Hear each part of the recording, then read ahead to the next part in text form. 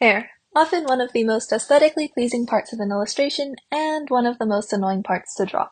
In this video, I'll skim over some basic steps and tips for beginners, then hopefully get into some more obscure but still beginner-friendly advice.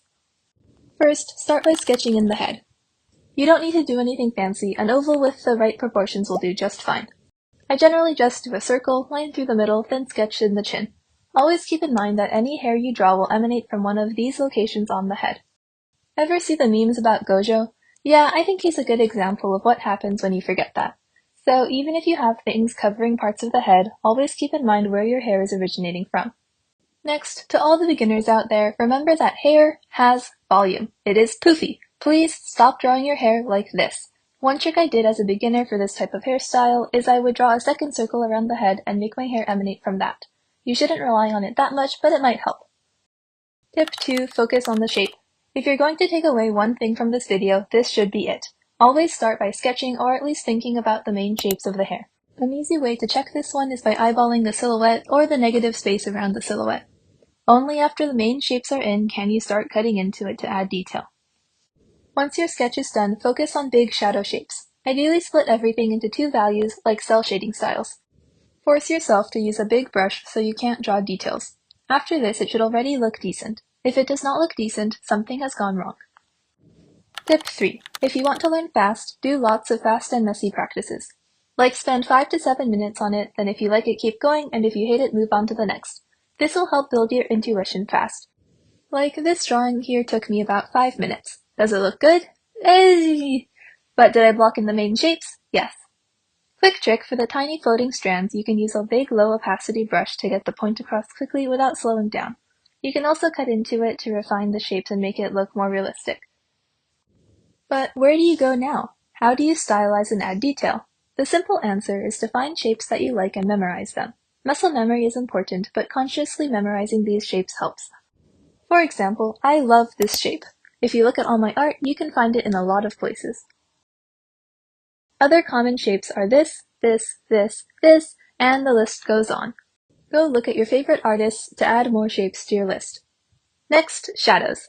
To refine your big shadows, carve pieces into your existing big shadow shape and expand the shadow shape with smaller shapes. You can vary the values inside the big shadow area based on how close or far it is to the light. Shadows are my favorite place to add color, so feel free to go wild with that too. This is a style thing, but I like to place lighter colors in the darkest parts of the piece. For curly hair, draw a shadow that matches the shape of the piece of hair above it. This helps add depth to the drawing. I will add here that you can also add some gradients to your shadows in the initial color blocking phase. I really do not recommend this for beginners. And if you're going to do the cell shaded version first. But once you get better at it, this is a nice way to speed up your drawing. Next, highlights. There are lots of ways of doing highlights depending on your style. If you have a painterly style, I recommend painting a big band of light, then choose the surrounding colors and cut back into it. Doing this but more cleanly is pretty common among most anime styles. You can also do this on a different layer and set it to harsh light or something similar. But my favorite is dots and scribbles of bright neon colors. I love doing this. I have no explanation, I just think it looks cool.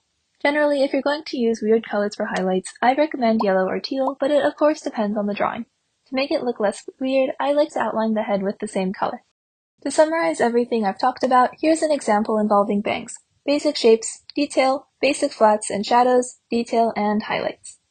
Now, up until this point, I've mostly covered techniques that work for straight hair and a lot of your standard anime-styled hair.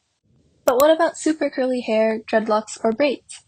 I'll admit I need a lot more work with these hair types, but here are some things I learned while doing studies for this video. First, I recommend spending longer on the sketch or line art. Focus on simplification, but also try to include the base for most of the detail you want to include. Define your main shapes inside the hair, or add lines to hint at where you want the curls to go. For super curly hair, your base process remains the same, you're just adding more curved lines and squiggles when doing the base and details.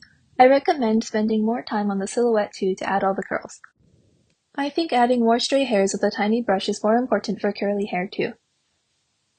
With dreadlocks, once again just really focus on shadows and shapes. I think this is another case where spending more time on the sketch can really help.